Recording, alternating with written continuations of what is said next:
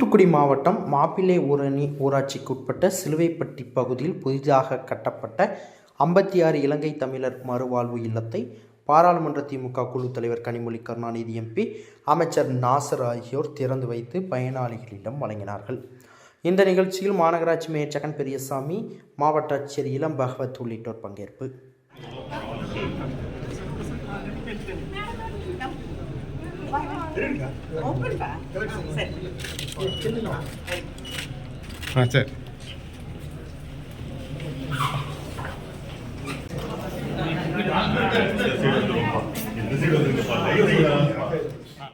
தூத்துக்குடி மாவட்டம் மாப்பிள்ளை ஊரணி ஊராட்சியில் உள்ள இலங்கை தமிழர் மறுவாழ்வு முகாமில் வசித்து வந்த இலங்கை தமிழர்களுக்கு புதிதாக 56 குடியிருப்புகள் மாப்பிள்ளை ஊரணி ஊராட்சியில் உள்ள சிலுவைப்பட்டி பகுதியில் 3,70,00,000 ரூபாய் மதிப்பீட்டில் கட்டி முடிக்கப்பட்டுள்ளது. இந்த குடியிருப்புகளின் திறப்பு விழா இன்று நடைபெற்றது. தூத்துக்குடி மாவட்ட ஆட்சித்தலைவர் இளம் பகவத் தலைமையில் நடைபெற்ற இந்த நிகழ்ச்சியில் பாராளுமன்ற திமுக குழு தலைவரும் தூத்துக்குடி பாராளுமன்ற உறுப்பினருமான கனிமொழி கருணாநிதி எம்பி, தமிழக சிறுபான்மை நலன் மற்றும் வெளிநாடு வாழ் தமிழர் நலத்துறை அமைச்சர் சாமு நாசர் ஆகியோர் கலந்து கொண்டு புதிய குடியிருப்புகளை திறந்து வைத்து அவர்களுக்கு வீடுகளுக்கான ஆணைகளை வழங்கினார்கள். மகேஸ்வரி அவர்களை தொடர்ந்து தனலா அவர்களை தொடர்ந்து நாகதீபா அவர்களை தொடர்ந்து நளினி வரிசையாக மேடைக்கு வருமாறு கேட்டுக்கொள்கிறோம்.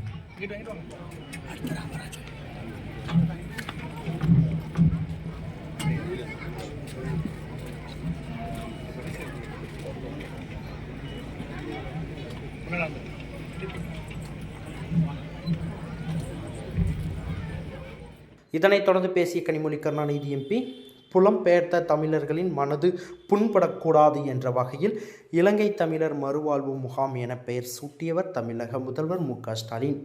தமிழகம் முழுவதும் இலங்கை தமிழர் மறுவாழ்வு முகாம்களில் பொதுமக்களின் பிரச்சனைகளை அறிந்து அவர்களுக்கு லட்சக்கணக்கான வீடுகளை கட்டி தருவதற்கான நடவடிக்கைகளை எடுத்து தற்பொழுது வீடுகள் கட்டி கொடுக்கப்பட்டு வருகின்றது.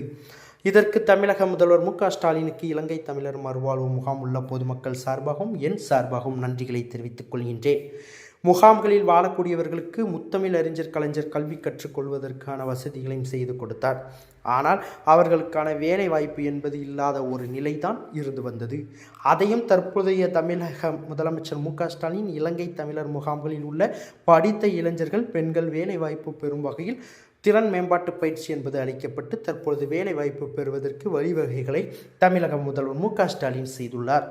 தொடர்ந்து இந்த மக்களுக்காக குடியுரிமை பெறுவதற்கு ஒன்றிய அரசிடம் தமிழக முதல்வர் போராடி வருகின்றார். ஆனாலும் இங்கு இருக்கக்கூடிய மக்கள் பாதிக்கக்கூடாது என்ற வகையில் கல்வி, வேலை வாய்ப்பு, வீடு என அனைத்து வசதிகளையும் தமிழக முதல்வர் செய்து வருகின்றார். மேலும் அவர்களின் நாடு, வீடு, நிலம் அனைத்தையும் விட்டுவிட்டு போர் சூழலில் வந்த மக்கள் தற்பொழுது மன உளைச்சலில் இருந்து மீட்கும் வகையில் அவர்களுக்கான மனநல பயிற்சி அளிக்கப்பட்டு வருகின்றது. இந்த முகாம்களில் இருக்கக்கூடிய மக்களுக்கு தேவைகளை பூர்த்தி செய்யும் வகையில் ஒவ்வொரு படியாக செய்து பெறப்பட்டு வருகின்றது. தமிழக அரசு மேலும் அவர்களை பாதுகாப்பாகவும் இந்த முகாம்களில் உள்ளவர்கள் அனைவருக்கும் இந்த மண்ணில் வாழ உரிமை உள்ளவர்கள் என்ற நிலையை உருவாக்க தமிழக முதல்வர் மு.க.ஸ்டாலின் பாடுபட்டு வருகின்றார் என தெரிவித்தார். இந்த நிகழ்ச்சியில் தூத்துக்குடி மாநகராட்சி மேயர் ஜெகன் பெரியசாமி, தூத்துக்குடி மாவட்ட காவல் கண்காணிப்பாளர் ஆல்பர்ட் ஜான், வெளிநாட்டு வாழ் நலத்துறை இயக்குநர் கிருஷ்ணமூர்த்தி, சட்டமன்ற உறுப்பினர் சண்முகையா உள்ளிட்ட ஏராளமானோர் கலந்து கொண்டனர். தெரியும், இந்த முகாமின் பேர் கூட புலம்பெயர்ந்த மக்களுடைய மனதை புண்படுத்தக்கூடிய வகையிலே இருக்கக்கூடாது என்ற வகையிலே மறுவாழ்வு முகாம்கள் என்று அதை பெயர் மாற்றி தந்திருக்கக்கூடிய முதலமைச்சர், நம்முடைய முதலமைச்சர் அண்ணன் தளபதி அவர்கள். அதே நேரத்திலே இன்னைக்கு தமிழ்நாடு முழுவதும் இந்த முகாம்களிலே வாழ்ந்து கொண்டிருக்கக்கூடிய சகோதர சகோதரிகள் எந்த நிலையிலே அவர்களுடைய வாழ்வாதாரம் இருக்கிறது என்பதை புரிந்து கொண்டு அங்கே லட்சக்கணக்கான வீடுகள் கட்டி தருவதற்கான திட்டத்தை வகுத்து இன்று மிகச் சிறப்பான அளவிலே வீடுகளை நமக்கு கட்டி தந்திருக்கக்கூடிய அவருக்கு இந்த நிகழ்ச்சியின் மூலமாக மீண்டும் என் தொகுதியின் சார்பிலும் உங்களது சார்பிலும் நன்றியை நான் தெரிவித்துக் கொள்கிறேன். ஒரு முறை ஒரு முகாமிலே இருக்கக்கூடிய ஒரு இளம் பெண்ணை சந்தித்து பேசி கொண்டிருந்த பொழுது அந்த பெண் ஒரு கேள்வி கேட்டார். படின்னு சொல்கிறீங்க, நான் படிச்சுட்டு என்ன பண்ணுறது அப்படின்னு கேட்டார். ஏன்னா இந்த சமூகத்திலே இப்படிப்பட்ட முகாம்களிலே இருக்கக்கூடிய புலம்பெயர்ந்த மக்களுக்கு வேலை வாய்ப்பு என்பது வாய்ப்பே இல்லாத ஒன்றாகத்தான் இருந்தது. அவர்களுக்கு வேறு வெளியில் இருக்கக்கூடிய நிறுவனங்களில் வேலை வாய்ப்புகள் தருவது என்பது, நர்சிங் முடிச்சிருந்தாலும் எதுவாக இருந்தாலுமே வேலை வாய்ப்பு தருவது என்பது மிக கஷ்டமான ஒன்று. பெரும்பாலாக அங்கே இருக்கக்கூடிய ஆண்கள் பெயிண்டர்களாக பல இடங்களிலே பல ஊர்களுக்கு சென்று வேலை செய்துவிட்டு அங்கே வரக்கூடிய ஒரு நிலைதான் இருந்தது. பெண்களும் அவர்களுக்கு கைத்தொழில் போன்ற விஷயங்களை தாண்டி என்ன படித்தாலும் வேலை வாய்ப்பு என்பது சாத்தியம் இல்லாத ஒன்றாகவே இருந்தது.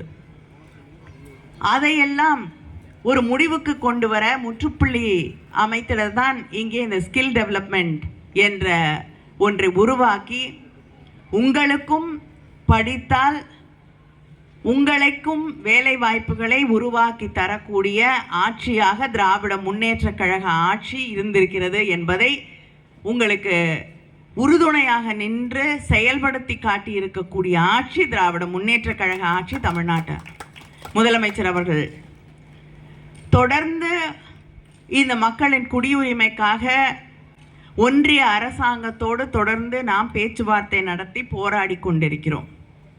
அதே நேரத்திலே இங்கே இருக்கக்கூடிய மக்களுக்கு வாழ்வாதாரம் பாதிக்கக்கூடாத அளவிற்கு அவர்களுடைய அடுத்த தலைமுறையை பாதுகாக்கக்கூடிய வகையிலே அவர்களுக்கு வேலை வாய்ப்புகளை உருவாக்குவதையும், வீடு அடுத்து வேலை வாய்ப்புகள், கல்வி.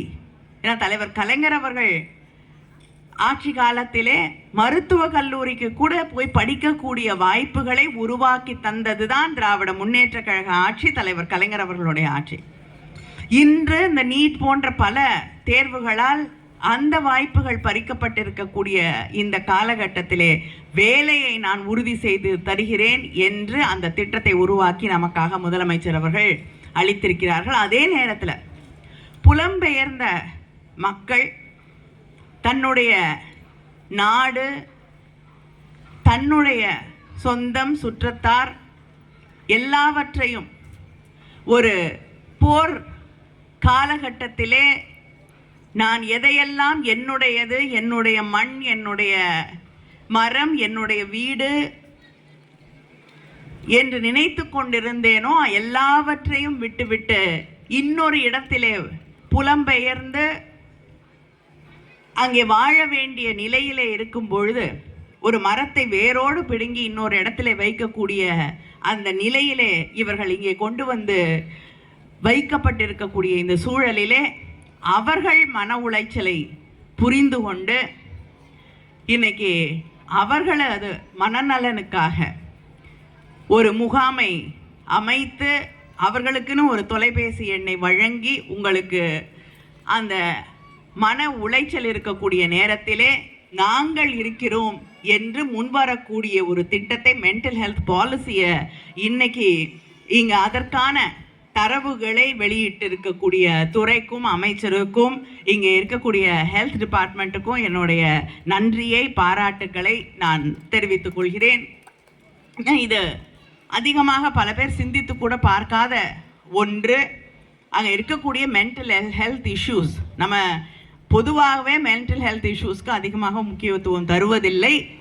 அதை தாண்டி இந்த முகாம்களிலே வாழக்கூடிய மக்களுக்கு இருக்கக்கூடிய அந்த பிரச்சனைகளை உணர்ந்து கொண்டு இப்படிப்பட்ட ஒவ்வொன்றா அவங்களுக்கு என்ன தேவைன்னு சிந்திச்சு ஒவ்வொரு படியாக ஒரு ஹோலிஸ்டிக்காக முழுமையான அவர்களை பாதுகாக்கக்கூடிய, அவர்களுடைய எதிர்காலத்தை பாதுகாப்பானதாக இந்த மண்ணிலே நீங்கள் எங்களைப் போல எல்லோரையும் போல வாழ உரிமை பெற்றவர்கள் என்ற அந்த மனநிலையை உருவாக்கக்கூடிய ஆட்சியாக முதலமைச்சர் ஆட்சி பொறுப்பை ஏற்றுக்கொண்டாரே, அப்பொழுதே அவர் சொன்னது, எனக்கு வாக்களித்தவர்கள் வாக்களிக்காதவர்கள் 2 பேருக்குமான ஆட்சியாக திராவிட முன்னேற்ற கழக ஆட்சி இருக்கும் என்று, அதை வாக்களிக்க முடியாதவர்களுக்கும் இந்த ஆட்சி துணை நிற்கும் என்பதை நிலைநாட்டி இருக்கிறார்கள். உங்களை அத்தனை பேருக்கும் என்னுடைய வாழ்த்துக்களை தெரிவித்துக் கொள்கிறேன். நன்றி, வணக்கம். 1000 ரூபாய் மாதம் போடுறாங்க. இலவசமாக பஸ் பயணம். இலவச பஸ் பயணத்தின் மட்டும் பார்த்தீங்கன்னா இது வரைக்கும் நம்ம கடந்த மாத கணக்கின்படி 420 கோடி முறை தமிழகம் முழுவதும் இருக்கின்ற பெண்கள் பயணிச்சிருக்கிறாங்க. அதனால் பார்த்தீங்கன்னா 4000 கோடிக்கு மேலே நமக்கு செலவாயிருக்கு. அந்த செலவாக பார்க்கவில்லை. நம்முடைய மகளிருடைய திட்டத்தில் முக்கியமான திட்டம் தேர்தல்களை வாக்குறுதியில் கொடுத்தது போல் அன்றைய தினம் தமிழக முதல்வர்கள் இன்றும் நடைமுறைப்படுத்தி கொண்டிருக்கின்றார். அதே போல் கூட்டுறவு கடன் ரத்து. அதே மாதிரி ஒவ்வொரு திட்டங்களையும் பார்த்தீங்கன்னா 4 மெனியும் பொழுது தமிழக முதல்வர்கள் நம்ம பிள்ளைகள் படிக்கிற பிள்ளைகள் வந்து பார்த்தீங்கன்னா 1லேருந்து 12 படித்து அது மேல் வகுப்புக்கு போகும் கல்லூரிக்கு போகும். ஏனால் அவங்க லேப்டாப் ஃப்ரீ, புத்தகங்கள் ஃப்ரீ, அவர்களுக்கு இலவச பஸ்ஸு, அதே மாதிரி பார்த்தீங்கன்னா அவங்க இலவச சைக்கிள், ஒட்டுமொத்தம் எல்லாமே அவர்களுக்கு செலவில்லாமல் பண்ணிட்டாங்க. அதே மாதிரி பார்த்தீங்கன்னா மாதம் அவருடைய அக்கௌண்ட்டில் பார்த்தீங்கன்னா 1000 செய்திகளை உடனுக்குடன் தெரிந்து கொள்ள உங்கள் கரம் டிவியை சப்ஸ்கிரைப் செய்யுங்கள். அதோடு பெல் பட்டனையும் கிளிக் செய்யுங்கள்.